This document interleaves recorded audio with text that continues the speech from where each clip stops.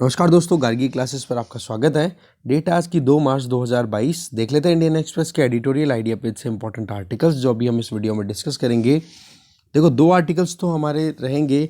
IPCC की जो latest report आई है, जो सिक्स्थ असेसमेंट रिपोर्ट है, उसका सेकंड पार्ट। फर्स्ट पार्ट तो देखो अगस्त 2021 में आ गया था, अभी ये सेकंड पार्ट रिलीज़ हुआ है, तो उससे रिलेटेड एक आर्टिकल तो ये है और दूसरा आर्टिकल आइडिया पेज पे है। फिर इसके बाद में हम जो दूसरा इशू जो डिस्कस करेंगे वो ये कि राजस्थान सरकार के द्वारा अभी जो बजट इंट्रोड्यूस किया गया है, उस बजट में ये अनाउंस किया गया है कि जो पुराने टाइम पे 2004 से पहले के जो भी गवर्नमेंट एम्प्लॉयज़ है, स्टेट गवर्नमेंट एम्प्लॉयज़, उनको जो पेंशन स्कीम के अंडर में जो कवरेज दिया जाता है ओल्ड पेंशन स्कीम में, उसको रीस्टार्ट करने की बात की जा रही है। तो इसको अनवाइज मूव बताया जा रहा है क्योंकि फिस्कल डेफिसिट ऑलरेडी बहुत ज़्यादा है, फिस्कल स्ट्रेस ऑलरेडी स्टेट्स पर ऑलरेडी ज़्यादा है। तो ये जो एक कहते हैं ना कि ये जो ट्रेंड है ये कॉमन हो रहा है अभी इलेक्शंस के टाइम पे। तो उस पॉइंट ऑफ व्यू से इस आर्टिकल को देखेंगे और एक आर्टिकल देखेंगे on a green track. Kerala में जो सिल्वर लाइन प्रोजेक्ट है, ये जो रेलवे लाइन डाली जा रही है केरला में, उसको लेकर के हमने ऑब्जेक्शंस तो बहुत सारे देख लिए, पर आज हम इस आर्टिकल में देखेंगे कि राइटर बता रहे हैं कि कितना सोच समझ करके ये जो प्रोजेक्ट है इसको कंटिन्यू करना हमारे लिए ज़रूरी है और उसके पीछे क्या क्या एविडेंसेस हमारे पास में अवेलेबल है। तो डेवलपमेंट और इकोलॉजी या एनवायरनमेंट, इनके बीच में जो बैलेंस होता है ना, उस पॉइंट ऑफ व्यू से इस आर्टिकल को हम देखेंगे। तो 4 आर्टिकल्स हैं, 3 इश्यूज़ हैं, देखते हैं डिटेल में। तो फर्स्ट आर्टिकल है हीड द वार्निंग।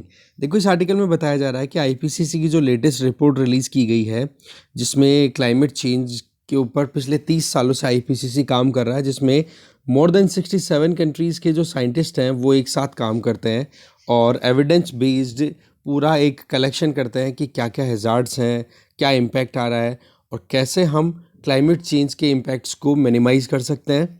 तो इसमें देखो, जो हमने टारगेट कर रखा है ना कि ग्लोबल टेम्परेचर को इंडस्ट्रियल पीरियड से पहले का जो टाइम था उसके कंपैरिजन में 1.5 डिग्री सेंटीग्रेड से ज़्यादा राइज नहीं होने देना है।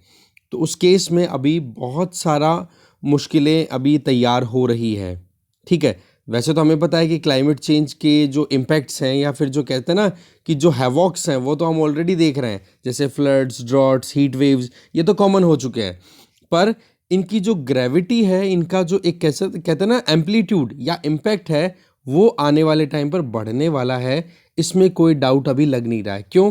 क्योंकि जो एफर्ट्स हैं वो एडिक्वेट नहीं है क्लाइमेट चेंज को कंट्रोल करने के लिए, जो भी इंटरनेशनल लेवल पे लिए जा रहे हैं।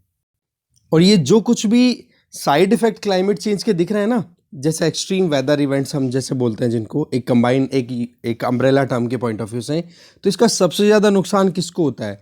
जो पुअर और जो मार्जिनलाइज सोसाइटी होती है, और उनमें भी हम नेशन वाइज देखें तो जो गरीब देश हैं या फिर जो आइलैंड कंट्रीज़ हैं या फिर जिनके पास में इतना कुछ रेजिलियंस अवेलेबल नहीं है कि हाँ अगर उनको कोई डैमेज हो जाए तो वो रिकवर जल्दी से कर पाए, उनको बहुत ज़्यादा नुकसान होता है इससे। ठीक है, तो ऐसे में अगर 1.5 डिग्री सेंटीग्रेड टेम्परेचर भी राइज होता है ना, जो हमने टारगेट कर रखा है, तो भी ये मान के चलो कि परिस्थिति कंट्रोल में नहीं रहने वाली है, तो भी हाल खराब होंगे। बेशक अगर जिस तरीके से जिस पेस पे हम चल रहे हैं तो 1.5 डिग्री सेंटीग्रेड से ज़्यादा टेम्परेचर होगा, क्योंकि नेक्स्ट आर्टिकल जो हम डिस्कस करेंगे उसमें बताया हुआ है कि 1.1 डिग्री सेंटीग्रेड टेम्परेचर तो ऑलरेडी इंक्रीज हो चुका है। ठीक है, तो आने वाले 2 दशकों में अगर हमने सही काम नहीं किया तो ये 1.5 डिग्री वाला जो लेवल है ना, वो भी क्रॉस होने के चांसेस बताए जा रहे हैं। तो क्लाइमेट एमरजेंसीज हैं, उनको हम इग्नोर नहीं कर सकते और ऐसे में हमें एक रेजिलियंट मैनर में आगे चलना होगा। मतलब क्लाइमेट एडेप्टेशन, क्लाइमेट के हिसाब से खुद को तैयार करने की ज़रूरत है। अब की बारी ये जो सेकंड रिपोर्ट आई है ना, sixth assessment report of IPCC की, तो इसमें देखो इंडिया से रिलेटेड भी एक सेक्शन है जिसमें कुछ ऐसी बातें बताई गई है जिसमें हमें थोड़ा ध्यान देने की ज़रूरत है। जैसे कि हमारा coastal area, plain areas, forest area, river, ground water, mountain system, बोला इन सारी चीज़ों पर एक प्रॉपर पॉलिसी फोकस होना ज़रूरी है। अब वो प्रॉपर पॉलिसी फोकस के लिए क्या किया जाए कि वेदर प्रिडिक्शन टाइम पे हो, कि भाई जो कोई भी इवेंट होने वाले हैं, हाँ भाई कि एक साथ बारिश होने वाली है ज़बरदस्त, कहीं पे सूखा पड़ने वाला है, तो पहले से इसके बारे में अनाउंसमेंट कर दिया जाए। इसके लिए हमें टेक्नोलॉजी का डिप्लॉयमेंट ज़रूरी है। इससे क्या होगा कि वो जब फ्लड्स आए उससे पहले हम हमारे लिए तैयारी का करके रखें कि हाँ जी बाढ़ आने वाली है, बच जाओ, ठीक है। या फिर दूसरी तरफ जैसे कि ईस्टर्न कोस्ट की बात करें, बे ऑफ बंगाल की तरफ, वहाँ पर साइक्लोनिक आउटबर्स्ट हैं, वो बनते रहते हैं वहाँ पर, तो उनसे भी बचने के लिए वेदर प्रोडिक्शन बहुत इंपॉर्टेंट रोल प्ले करती है। अब आपको पता है कि अगर मॉनसून की हम बात करें तो वैसे ही इरेटिक है, रेगुलर वैसे ही नहीं रहता है, तो एग्रीकल्चर वैसे ही डैमेज में रहती है। तो अगर हमें पहले ही पता पड़ जाए कि हाँ जी अब की बार का मॉनसून का ये ट्रेंड रहने वाला है, रेनफॉल का ये ट्रेंड ज़्यादा कम जो भी है, तो उसके हिसाब से हम फार्मर्स को अलर्ट कर सकते हैं कि भाई आप अब की बार इस तरीके का एग्रीकल्चर पैटर्न रखो, ठीक है। इसके अलावा फिशरी है, अर्बन एरिया की बात कर लो, या इंफ्रास्ट्रक्चर प्लानिंग। आज हम अगर कोई भी डेवलपमेंटल एक्टिविटी की बात करें, जैसे कोई ब्रिज बन रहा है, अर्बनाइजेशन को प्रमोट करना है, इंडस्ट्रियलाइजेशन को प्रमोट कर रहे हैं, तो ऐसे में सस्टेनेबिलिटी देखनी ज़रूरी है कि जिस एरिया में हम डेवलपमेंटल प्रोजेक्ट कंटिन्यू करना चाह रहे हैं वहाँ की इकोलॉजी को उसका कितना हार्म हो सकता है। साथ में एनर्जी पॉलिसी हमारी ऐसी होनी चाहिए जिससे कि एमिशन को हम रिड्यूस करें, और हेल्थ को भी हमें मेन कंटेक्स्ट में रखना ज़रूरी है, क्योंकि आज जिस तरीके से कोविड ने जो हिला करके रखा है ना पूरी दुनिया को, उससे ये चीज़ तो हम बिल्कुल इग्नोर नहीं कर सकते। मिस्टेक कहाँ होती है? देखो, एक तो जैसे मान लो टाउन्स या सिटीज़ को अगर हम डेवलप करते हैं तो हम वहाँ की हाइड्रोलॉजी को इग्नोर करते हैं। जैसे मान लो कोई रिवर सिस्टम है, अब प्लेन एरिया है, अब मकान बनाने के लिए तो प्लेन एरिया ही चाहिए, कराने की ज़रूरत तो नहीं होती प्लेन को, फिर बाद में लेवलिंग कराने की हेडेक खत्म हो गई। तो वहीं पर उन रिवर का जो आसपास का फ्लड प्लेन है ना, वहीं पर ज़्यादा टाउन्स और एरियाज डेवलप होते हैं। जैसे कि ट्रेडिशनली भी हम देखें, टाउन्स और सिटीज़ कहाँ डेवलप होती हैं? जहाँ पर पानी की अवेलेबिलिटी होती है। पर आज के टाइम पे अगर देखें तो पानी जहाँ जहाँ फ्लो होता था ना पहले, उन एरियाज़ में तो कंस्ट्रक्शन कर दिया। अब कंस्ट्रक्शन कर दिया तो कभी ढंग से अगर बारिश आ गई तो उस सिटी में या उस टाउन में बाढ़ आएगी कि नहीं? तो ऐसे में हाइड्रोलॉजी को समझते हुए हमें सिटीज़ को, टाउन्स को स्टैब्लिश करना चाहिए। दूसरा, फ्लड अलर्ट्स को इग्नोर नहीं करना होगा। अगर हम वाकई में चाहते हैं लगातार एक जगह सेटल होकर के, नहीं, लोग जो हैं वो बहुत मेहनत करके पैसा लगाते हैं, प्लॉट काट दिए जाते हैं इकोलॉजिकली सेंसिटिव एरियाज़ में, और फिर बाद में बाढ़ आ जाती है या कुछ और ऐसे डिजास्टर आ जाती है जिसकी वजह से वो पूरा हैबिटाट है वो ख़त्म हो जाता है। तो ऐसे में भी मुश्किलें हैं। दूसरा, जो एग्रीकल्चरल पैटर्न है जिसमें हम वाटर गजलिंग क्रॉप्स पे ज़्यादा फोकस करते हैं, for example rice and sugar cane, ये इतना पानी खाते हैं जिसकी हद नहीं है, तो ऐसे में हमें क्रॉप डाइवर्सिफिकेशन पर भी जाना होगा। इसके आगे जो इको फ्रेजिलिटी है, दैट मीन्स जहाँ पर भी इकोलॉजी की बात करें, जो कि बहुत ज़्यादा सेंसिटिविटी है, सेंसिटिविटी का मतलब हो गया वहाँ पर फ्लोरा एंड फौना डाइवर्सिटी बहुत ज़्यादा है, और अगर वहाँ पर थोड़ी भी गड़बड़ कर दी तो वहाँ का पूरा सिस्टम बिगड़ सकता है। तो ऐसे में एक प्रॉपर रेगुलेटरी सिस्टम होना ज़रूरी है। पिछले साल की अगर बात करें ना, ये जो एक्सट्रीम वेदर इवेंट्स हुए थे, इसकी वजह से हमारे देश में 1700 लोगों की जान गई है। इसलिए ये एक पॉलिसी मेकर्स के लिए अलर्ट है कि भाई आप इन चीज़ों को ध्यान में दो। ये तो चलो थोड़ा सा कम डेटा बताया गया है, कंजर्वेटिव एस्टिमेट, अगर एक्यूरेसी में जाए तो पता नहीं 3-4 हज़ार के ऊपर जाएगा ये डेटा, ठीक है।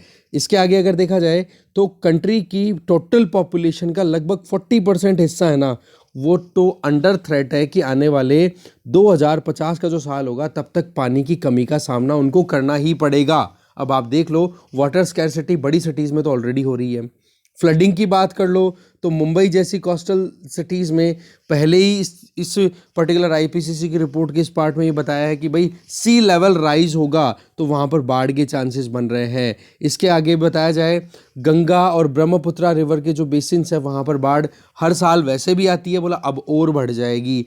क्रॉप प्रोडक्शन सिस्टम है उसमें भी चेंजेस आ जाएंगे, क्योंकि सीधी सी बात है, पानी की कमी और ड्रॉट्स या फ्लड्स, ये तीनों चीज़ें बिगाड़ देगी पूरे सिस्टम को, ठीक है। तो ऐसे में पॉलिसी मेकर्स को कुछ रास्ते निकालने की ज़रूरत है कि कैसे इन वल्नरेबिलिटीज़ से हम बच सकते हैं, कैसे इन रिस्क को हम अवॉइड कर सकते हैं। नहीं तो क्या होगा, सारी चीज़ों का रिजल्ट जो है वो रहेगा ज़िंदगी, कैसे हम सर्वाइव करेंगे इस प्लेनेट पे, कम से कम इंडिया जैसे वल्नरेबल कंट्री में। तो ऐसे में proper climate sensitive policy making की ज़रूरत है, चाहे वो नेशनल लेवल की बात करो चाहे लोकल लेवल की बात करो। देखो, पावर डिसेंट्रलाइजेशन इसीलिए किया जाता है जिससे कि जो पॉलिसी बनाई जा रही है उसको ग्राउंड लेवल पे जब तक आप इम्प्लीमेंट नहीं करो, क्योंकि जब भी क्लाइमेट चेंज की वजह से कोई भी एक्सट्रीम इवेंट आता है तो लोकल्स को ज़्यादा झेलना पड़ता है। तो हर एक जगह पे हर एक तरीके से हमें, जैसे मान लो हिमालयन रीजन है, कोस्टल रीजन है, एरिड या फिर सेमी एरिड रीजन है, तो वहाँ वाले एरिया में उसके हिसाब से प्लानिंग होनी चाहिए प्रॉपर। ठीक है, इसके आगे डेवलप्ड कंट्रीज को अपनी रिस्पॉन्सिबिलिटी निभानी होगी, जो कि अभी तक उन्होंने नहीं निभाई है, क्योंकि जो इंडस्ट्रियल रेवोल्यूशन का ज़्यादा जो फ़ायदा मिला है ना, वो डेवलप्ड कंट्रीज़ को मिला है। डेवलपिंग कंट्रीज़ ने तो अब जाके प्रोग्रेस करनी शुरू की है, और अभी जाते ही उनके वही बात कि मतलब शुरुआत की नहीं कि उसके पहले ही सारा काम बिगड़ गया। ऐसे में COP26 अभी हुआ ग्लासगो में 2021 में, उसमें क्या हुआ, डेवलप्ड कंट्रीज़ ने इंडिया का जो केस था कि भाई क्लाइमेट एडेप्टेशन फंड के अंडर में आप डेवलपिंग कंट्रीज को financial and technical aid provide करो, उसको भी इग्नोर कर दिया डेवलप्ड कंट्रीज ने। अब ये जो क्लाइमेट एडेप्टेशन फंड है ना, ये बेसिकली क्योटो प्रोटोकॉल के अंडर में स्टैब्लिश हुआ था, क्योटो प्रोटोकॉल 1997, ठीक है ना, जो कि UNFCCC that means United nation framework convention on climate change, इसमें मेन काम क्या था कि जो डेवलपिंग कंट्रीज में जो भी वल्नरेबल कम्युनिटीज़ हैं, उनको क्लाइमेट चेंज के असर से बचाने के लिए, उनको सपोर्ट देने के लिए क्लाइमेट एडेप्टेशन फंड स्टैब्लिश किया गया था।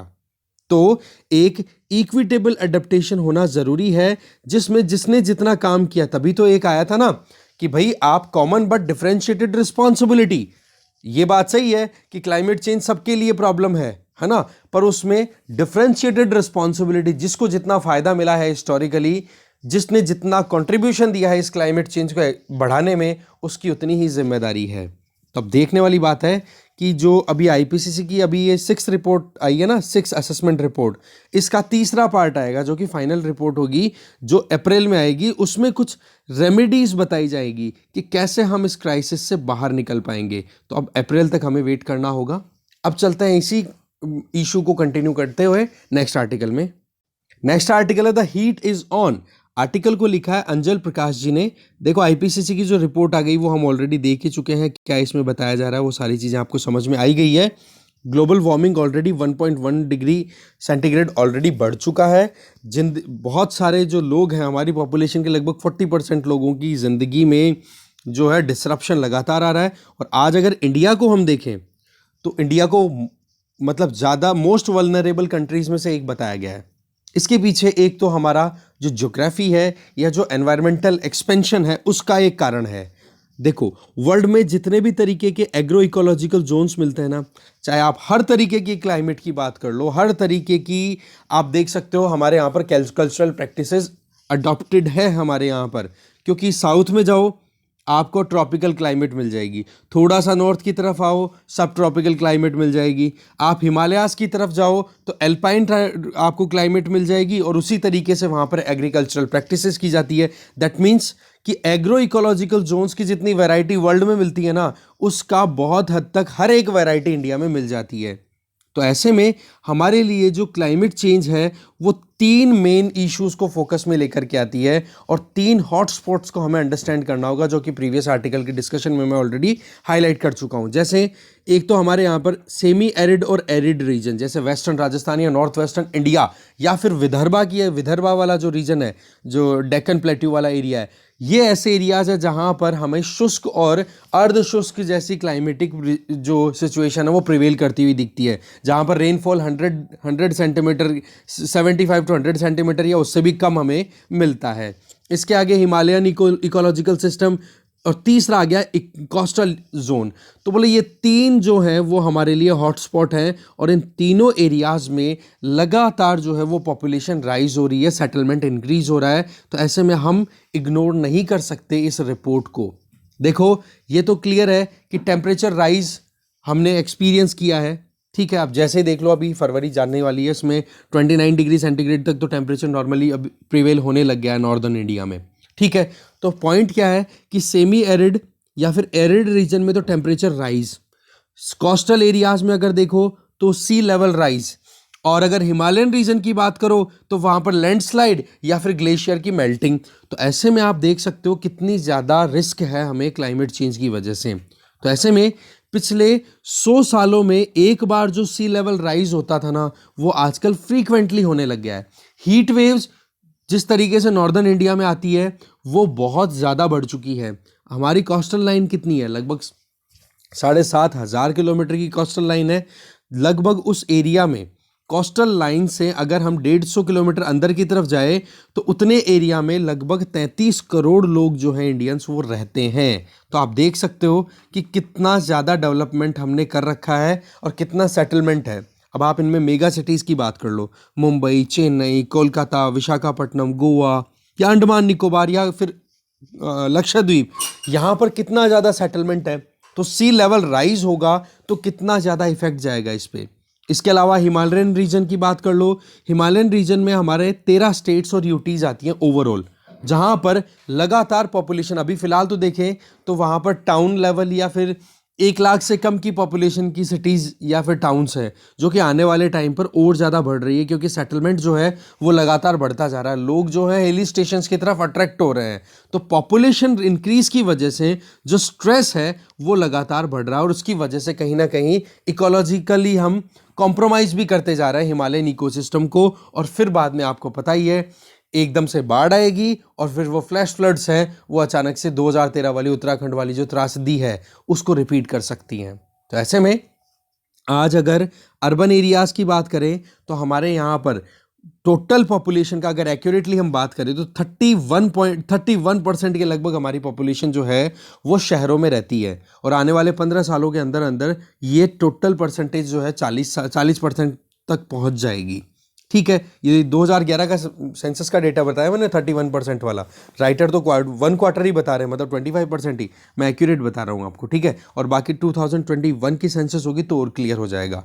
तो ऐसे में अगर हमारी टोटल पॉपुलेशन का 40% हिस्सा शहरों में रहने लग गया, इसका मतलब क्या, रहने लग जाएगा, इसका मतलब 60 करोड़ इंडियन शहरों में रहने लग जाएंगे। इसका मतलब अमेरिका की जितनी पॉपुलेशन है ना, यूएसए की 30 करोड़ ही है लगभग, उसका जस्ट डबल 60 करोड़ लोग इंडिया के कहाँ पे रहने लग जाएंगे, सिटीज़ में। और सिटीज़ जो हैं वो अंडर स्ट्रेस है हीट वेव के, अर्बन फ्लड्स और दूसरी क्लाइमेट इंड्यूस्ड हैजार्ड्स। और आपको पता है बड़ी बड़ी बीमारियां जो हैं, या फिर आप कह सकते हो जैसे मलेरिया, डेंगू, इस तरीके की जो वेक्टर बॉर्न डिजीजेस हैं उनका फैलने का भी डर रहता है जब आप इस तरीके से ओवर कंजेस्टेड एरियाज़ में रहते हो। और अगर कोस्टल एरियाज़ में रहते हो तो साइक्लोन का और टेंशन है।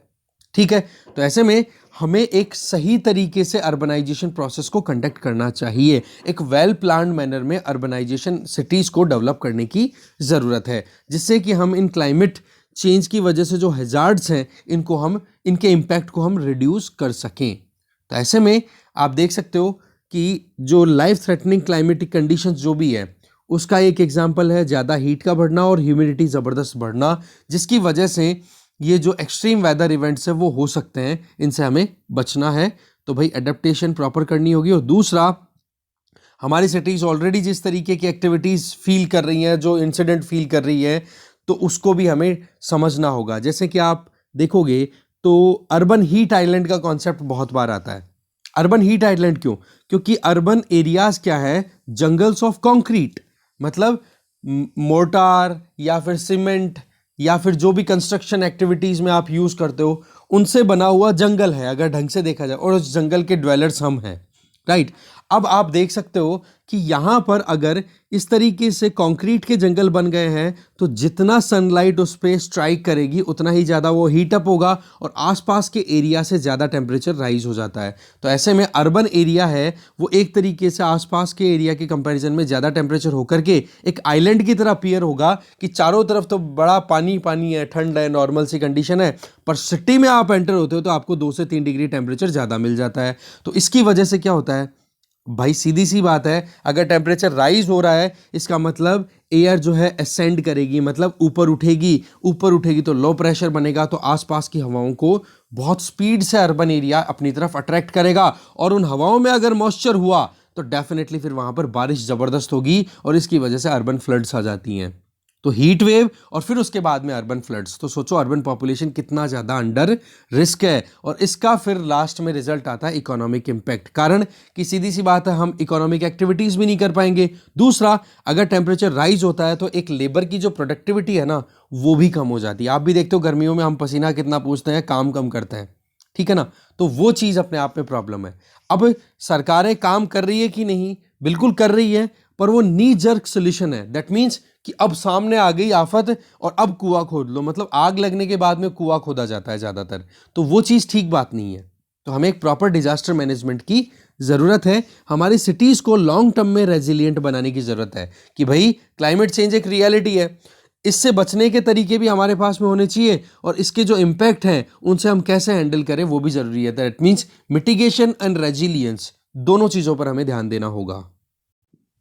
इसके आगे राइटर बता रहे हैं कि फ्लड रिस्क की अगर बात करें तो हमें हाइड्रोमेटेरोलॉजिकल इवेंट्स को समझना होगा कि अर्बन एरियाज में किस तरीके से मौसम का चेंज होना होता है, कैसे वहाँ पर रेनफॉल का पैटर्न दिख रहा है, फ्लड्स के चांसेस कब हैं। तो वही बात हो गई कि वेदर प्रेडिक्शन टाइम पे हो।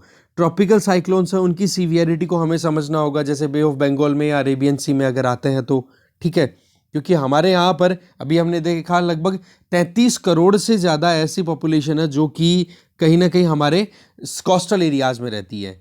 और जो सिटीज़ हैं कोस्टल एरिया में हो चाहे हिंटरलैंड की हम बात करें, जो मेन ज़मीन है हमारी कोस्टल एरिया से बहुत अंदर, जिसको कंट्री साइड भी बोला जाता है, तो वहाँ पर हमारे यहाँ पर high intensity short duration rainfall बहुत ज़्यादा रिसीव हो रही है। तो इस पैटर्न के हिसाब से हमारी डेवलपमेंटल एक्टिविटीज़ होनी चाहिए। तो ऐसे में फ्लड को, ड्रॉट्स को, स्टॉर्म को, इनको मैनेज करने का हमारे पास में प्रॉपर एक सिस्टम होना चाहिए। ग्रीन इंफ्रास्ट्रक्चर डेवलप करने की ज़रूरत है। अर्बन ड्रेनेज सिस्टम को हमें, ये जो जितना कुछ भी हम पढ़ रहे हैं अभी तक हमने डिस्कशन किया, उसी हिसाब से ड्रेनेज सिस्टम भी ऐसा ही होना चाहिए, क्योंकि अगर जितना पानी की निकासी अच्छी होगी उतना ही हम प्रॉपर वे में अर्बन एरियाज़ को सस्टेन कर पाएंगे। नहीं तो क्या होगा, ये एरियाज़ फिर बाद में हमारे लिए लेस अट्रैक्टिव हो जाएंगे। भाई गाँवों को छोड़ करके लोग शहरों में माइग्रेट करके क्यों आते हैं, उसके पीछे कारण क्या होता है, अर्बन एरियाज़ में बहुत ज़्यादा अट्रैक्शन की चीज़ें होती हैं, जैसे एम्प्लॉयमेंट की बात कर दी, स्वास्थ्य से संबंधित फैसिलिटी हो गई, लग्जरी मिल गई, सारी चीज़ें, हेल्थ फैसिलिटी, सब कुछ मिल गया ना, तो आए। अब शहरों में अगर बीमारियां फैलने लग गई और पानी की कमी हो गई तो वो लेस अट्रैक्टिव हो जाएंगे, तो लोग जो है वो शहरों को खाली कर देंगे। तो क्या यही एक ज़िंदगी में काम रह गया, भागदौड़ इधर उधर की। तो ऐसे में हमें अर्बन एरियाज़ को प्रॉपरली मैनेज करना होगा। इसके लिए क्या किया जाए, देखो एक चीज़ तो आपके दिमाग में अभी आ गई होगी कि क्यों ना लोगों को गांव में ही वहीं की वहीं पर जॉब दे दी जाए। वही गांधी जी वाला कॉन्सेप्ट, भाई कॉटेज इंडस्ट्री या फिर जो स्मॉल इंडस्ट्रीज़ हैं या जो एमएसएमईज है उनको ज़्यादा से ज़्यादा प्रमोशन मिले, जिससे कि वो शहरों में आने की बजाय गाँव में ही अपना सिस्टम तैयार कर ले और गाँव से फिर उनको इंटरनेट का यूज़ करते हुए कनेक्टिविटी दे दी जाए, जिससे कि वो अपनी प्रोडक्ट्स को इनको सप्लाई कर सके ईजिली। तो वो चीज़ आप कर सकते हो। खैर वापस आर्टिकल में आ जाओ, एक सजेशन भी मिल गया अपने को लगे हाथ। अब आ जाओ अर्बनाइजेशन हिमालयाज़ में। अभी तक अगर देखें तो अभी तक तो ज़्यादातर जो अर्बन स्प्रॉलिंग्स है, दैट मीन्स जो भी एरियाज़ हैं जहाँ पर टाउन या छोटी मोटी सिटीज़ डेवलप हैं, उनकी पॉपुलेशन 1 लाख से कम है। पर आने वाले 10 से 20 सालों में ये जो पॉपुलेशन है ये राइज होगी।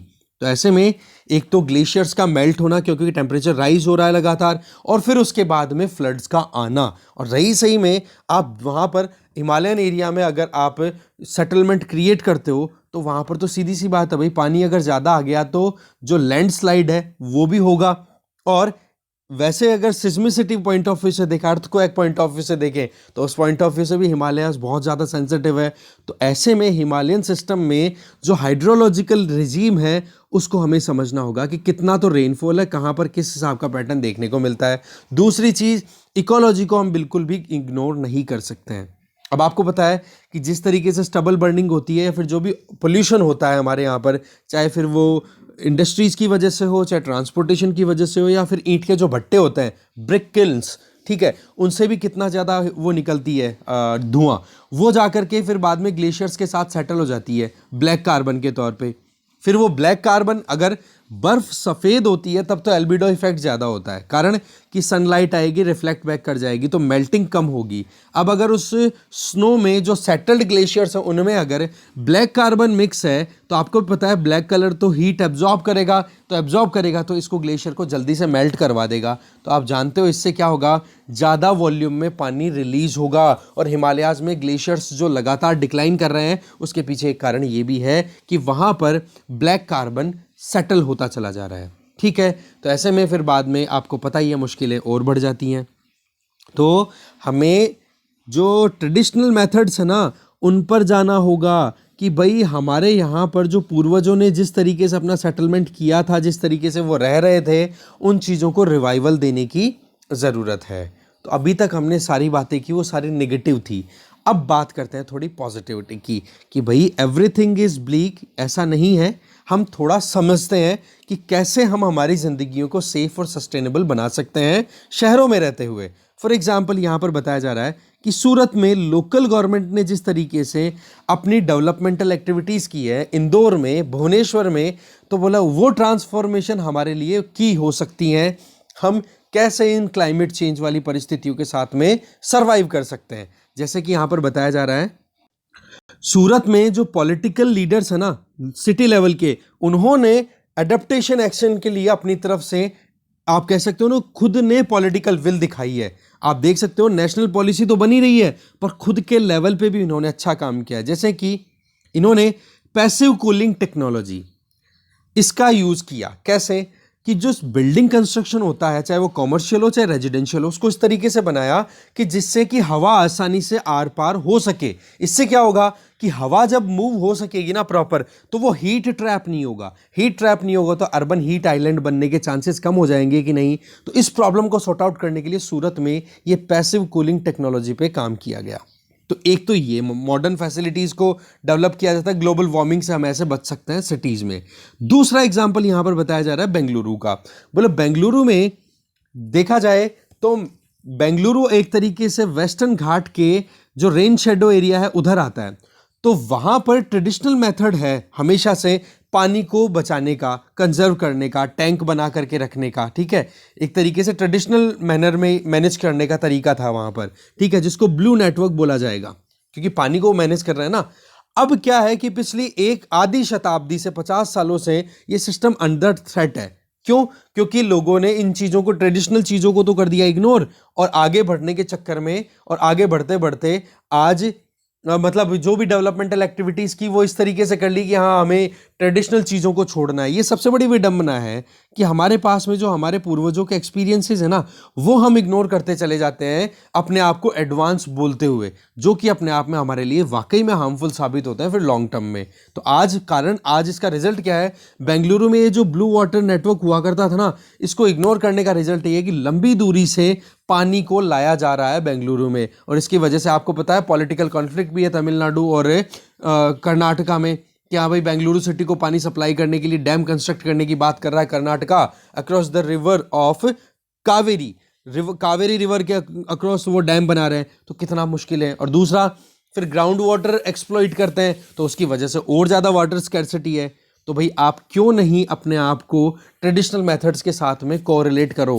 तो ऐसे में लेटेस्ट चीज़ और पुरानी चीज़ दोनों के साथ में बेस्ट जो हमारे पास में कहते हैं ना कि एक्टिविटीज़ या फिर एक्सपीरियंसेस है, उनको हम यूटिलाइज कर सकते हैं।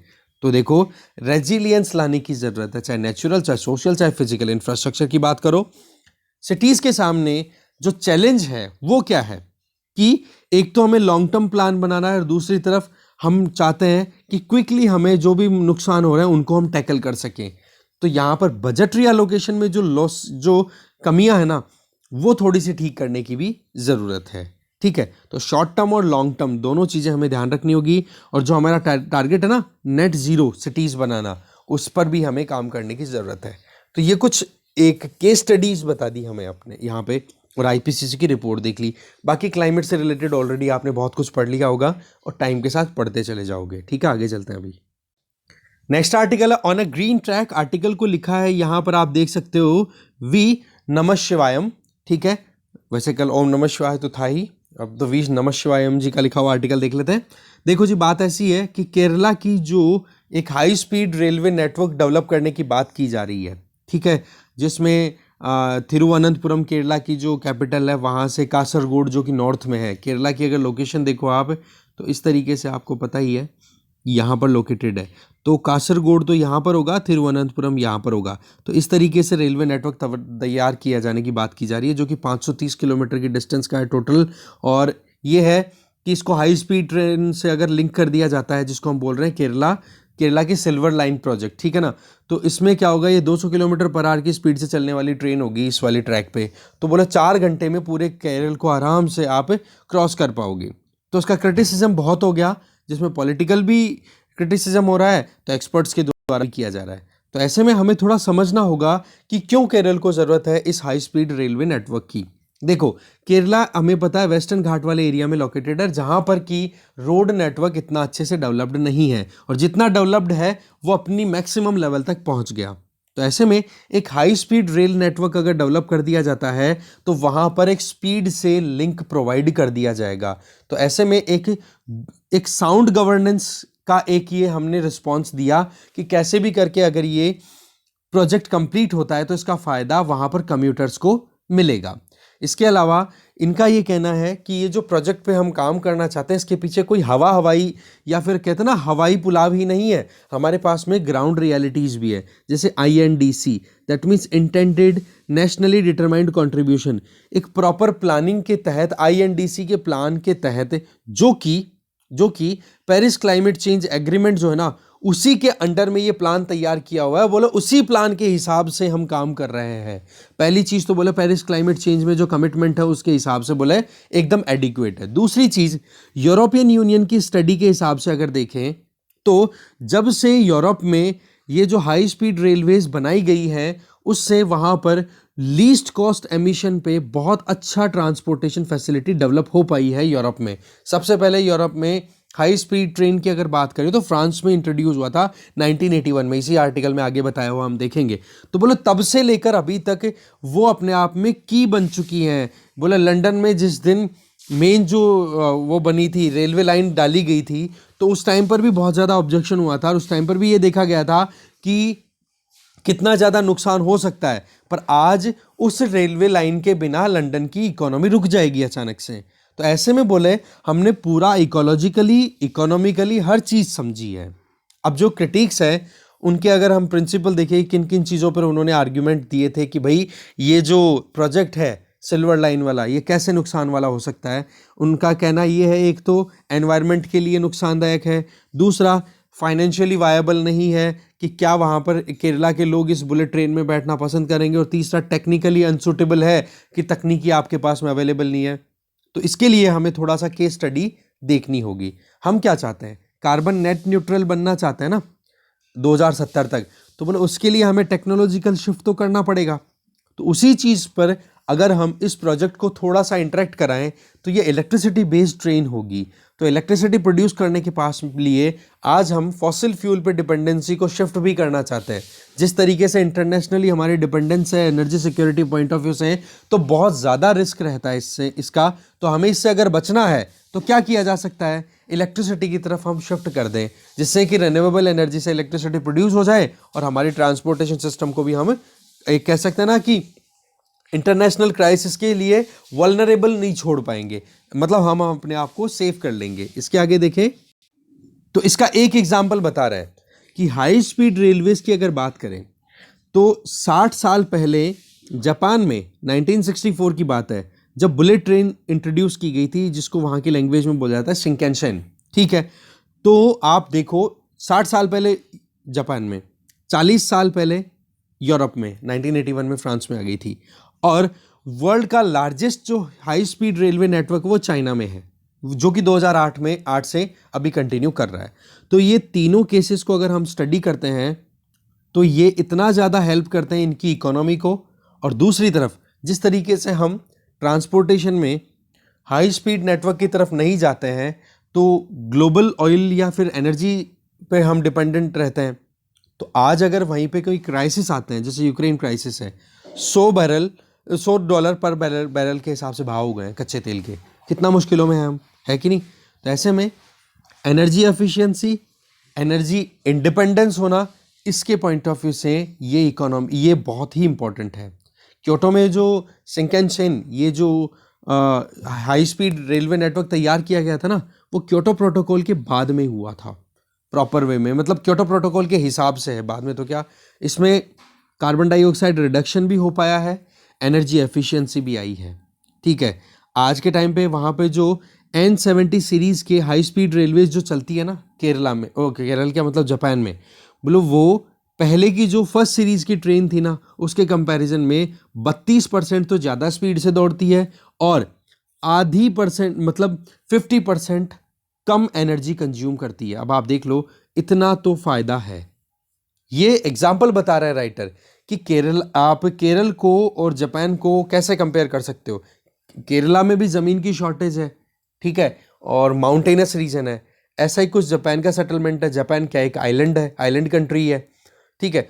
वो आइलैंड वो माउंटेन्स जो कि पानी में डूबे हुए हैं, उनकी पीक्स हैं, या फिर जो उनका बाहर का जो हिस्सा है जो कि एयर के साथ इंटरेक्ट करता है, उसी को हम आइलैंड बोल देते हैं। तो बोले एग्जैक्टली ऐसा ही कुछ सिनेरियो वहाँ पे मैच हो रहा है। इसके अलावा चाइना में जो हाई स्पीड रेलवेज जो चल रही है, जो लगभग 25,000 किलोमीटर का नेटवर्क है, उसमें नेचर एक आप कह सकते हो जर्नल है जिसमें उसकी स्टडी रिवील की गई। उसमें ये था कि लगभग 11.183 million ton of carbon dioxide equivalent green house gases को रिड्यूस कर लिया है चाइना ने, ठीक है। इसके आगे चाइना में जितना ट्रांसपोर्ट सेक्टर में ग्रीन हाउस गैस एमिशन होता है ना, उसमें आप देख सकते हो 1.33 तक तो वो रिड्यूस कर चुका है जब से ये हाई स्पीड रेलवेज पे वो गया है। जापान के पास में भी हमें पता है कि कितने कम नेचुरल रिसोर्सेज हैं, इंपोर्ट करता है रॉ मटेरियल को जापान ज़्यादातर। तो उसमें जो ट्रांसपोर्ट का जो काम है ना, वो ये railway network, high speed railway network बहुत अच्छे से करता है। तो यही चीज़ हमें वहाँ से समझनी होगी।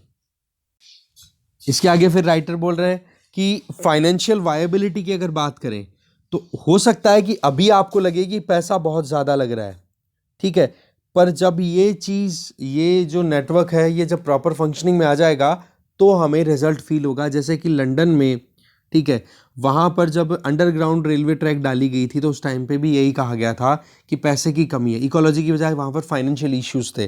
पर आज अगर देखें तो जिस तरीके से लंदन में वो जो अंडरग्राउंड रेलवे चलती है ना, तो उसका इकोनॉमिकली कितना ज़्यादा इंपॉर्टेंट रोल है। आज अगर वो रेलवे नेटवर्क रिमूव कर दिया जाए तो लंदन की इकोनॉमी एकदम रुक जाएगी, ठीक है। तो बोले हमें सोच समझ करके आगे चलना है, डेवलपमेंट को भी हम नहीं रोक सकते हैं, और दूसरा इकोलॉजी को ध्यान रखा जाए तो इकोलॉजिकली हमने स्टडीज़ ऑलरेडी कंडक्ट कर रखी हैं, तो बोलो वो चीज़ें पॉसिबल है, ठीक है। तो ऐसे में सिल्वर लाइन जो केरला का प्रोजेक्ट है, इसको बहुत ही अच्छे से इवैल्यूएट किया हुआ है, इसको इग्नोर नहीं करना चाहिए, इसको सपोर्ट मिलना चाहिए, ठीक है। ये अपने आप में एक कैपिटल इंटेंसिव इंफ्रास्ट्रक्चर प्रोजेक्ट है। बेशक इसमें पैसा लगेगा, पर इसका फ़ायदा जो है वो लॉन्ग टर्म में टाउन्स को मिलेगा। केरला के टाउन्स जो हैं वो भी कंट्री को मिलेगा, हमारे देश को मिलेगा, हमारे उस पर्टिकुलर क्षेत्र विशेष साउथ इंडिया उसको भी मिलेगा। तो बोले इस प्रोजेक्ट में ऐसी कोई प्रॉब्लम है नहीं। तो ये डिफेंस में अपनी तरफ से ये बात बोल रहे हैं राइटर, ठीक है। आगे चलते हैं। लास्ट आर्टिकल है अनवाइज मूव। एडिटर यहाँ पे बोलना चाह रहे हैं कि राजस्थान सरकार के द्वारा अभी अनाउंस बजट जो किया गया उसमें ये बताया गया कि 1 जनवरी 2004 के बाद में जो भी स्टेट गवर्नमेंट के अंडर एम्प्लॉयज़ जो अपॉइंट हुए हैं उनको अब फिर से ओल्ड पेंशन स्कीम के अंडर लाया जाएगा। बेसिकली देखो, नेशनल पेंशन स्कीम लॉन्च की गई थी, उसके बाद में ये था कि जो भी सरकारी नौकर होंगे, पहले तो सेंट्रल गवर्नमेंट ने अपनी तरफ से किया था कि जो भी सरकारी नौकर हैं सेंट्रल गवर्नमेंट के अंडर जिनकी पोस्टिंग 1 जनवरी 2004 के बाद में हुई है, उन लोगों को अपनी सैलरी में से एक अमाउंट डिडक्ट करवाना होगा जिससे कि वो रिटायरमेंट के बाद में अपनी पेंशन ले सकें। अब ये जो चीज़ थी ये इसलिए की गई थी कि क्योंकि गवर्नमेंट जो है वो एक तरीके से नियो लिबरलिज्म की तरफ मूव कर गई। अब इसमें क्या होती है, गवर्नमेंट फैसिलिटेटर और रेगुलेटर की तरह काम करती है, ना कि वहाँ पर हर चीज़ में इन्वॉल्व हो, ठीक है। पर जिस तरीके का राजस्थान सरकार के द्वारा कार्य किया गया है वैसा ही कुछ समाजवादी पार्टी ने भी अपने इलेक्शंस कैंपेन में बोला है कि हम इस तरीके से ओल्ड पेंशन स्कीम है वो इंट्रोड्यूस कर देंगे। छत्तीसगढ़ में भी इसी तरीके की बातें हो रही है। तो सवाल अभी क्या रहा है कि अनसर्टेनिटी कितनी बनी हुई है, एक बार उसको आप समझो। कारण कि आज अगर स्टेट्स की बात करें तो स्टेट्स पे उनका जितना जीएसडीपी है ना, उनकी खुद की जो स्टेट की जीडीपी है उसका 26.3% हुआ करता था 2019-20 में, जो कि बढ़कर के कितना हो चुका है वहाँ पर स्टेट्स की फिस्कल डेफिसिट 31.2%, जो कि अपने आप में बहुत ही ज़्यादा अनमैनेजेबल दिखाई दे रहा है। तो स्टेट्स को इस चीज़ को समझना होगा, मतलब ये फिस्कल डेफिसिट नहीं, ये जो डेट है स्टेट गवर्नमेंट्स पे, जो कर्जा है वो बहुत ज़्यादा बढ़ गया है। तो इस कर्जे को आप कैसे इग्नोर कर सकते हो, ठीक है। दूसरी तरफ अगर देखें तो जब कभी भी ये जो इम्प्लीमेंटेशन देखी गई थी नेशनल पेंशन स्कीम की ओल्ड पेंशन स्कीम की बजाय, तो उसके पीछे बहुत सोच समझ करके डिसीजन लिए गए थे। कारण क्या होता है कि एक बार ओल्ड पेंशन स्कीम में कोई एंटर हो जाता है तो वो बंदा तब तक पेंशन लेता रहता है जब तक कि उसका डिमाइस ना हो। आपने खुद ने अगर देखा हो, कई तो ऐसे इंडिविजुअल्स हैं जिन्होंने अपनी ज़िंदगी में जितनी सैलरी उठाई थी ना, उसका कई गुना उन्होंने पेंशन उठा ली। तो उसकी वजह से एक्स चेकर्स पे बहुत ज़्यादा लोड आता है। ठीक है, तो इस केस में आज की जो परिस्थितियां हैं वो तो यही कहती हैं कि भाई ये अनवाइज मूव है, बिना सोचे समझे केवल और केवल पॉलिटिकल गेन, कि हाँ भाई वोट बैंक को हम कैसे हासिल हासिल कर ले। तो ऐसे में ये लॉन्ग टर्म सोच करके प्लान नहीं किया हुआ है। ठीक है, आरबीआई के हिसाब से अगर देखें ना, तो स्टेट्स को, अगर सारे स्टेट्स को एक साथ ला दिया जाए, ठीक है, तो ऑलरेडी स्टेट्स को खर्चा करना पड़ेगा 3.86 लाख करोड़ रुपए का। 2020-21 के फाइनेंशियल ईयर का डेटा है ये। तो अगर ओल्ड पेंशन स्कीम में आते हैं तो आप देख लो, पहले से कर्जा इतना है, इतना खर्चा और करना पड़ेगा। तो ये कोई सोचा समझा बोला डिसीजन नहीं है। ठीक है, तो राइटर ये चीज़ बता रहे हैं क्योंकि ऑलरेडी लाइबिलिटीज बहुत ज़्यादा है सरकार पे। ठीक है, तो इस डिस्कशन में जो भी आर्टिकल्स थे उनको हमने देख लिया है। और एक ये आर्टिकल बताता हूँ मैं आपको, ये वाला article, holes in the sanctions net. ठीक है, तो इसमें बात ऐसी है कि सैंक्शंस चाहे वेस्टर्न कंट्रीज ने कितने लगा दिए हो, पर चाइना और रशिया के बीच में कन्वर्जेंस निकल के आ रही है। तो शायद रशिया को इतना ज़्यादा फाइनेंशियल क्राइसिस का सामना ना करना पड़े, क्योंकि अटैक के बाद में यही था कि फाइनेंशियल इंस्ट्रूमेंट्स का यूज़ करके रशिया को दबाव में लाया जाएगा। पर चाइना उसका पूरा साथ दे रहा है इकोनॉमिकली अगर देखा जाए तो। ठीक है, तो इस पॉइंट ऑफ व्यू से आर्टिकल एक बार ये देखना चाहो तो आप देख लेना। ठीक है जी, तो डिस्कशन में इतना ही था। Thank you very much for watching this video.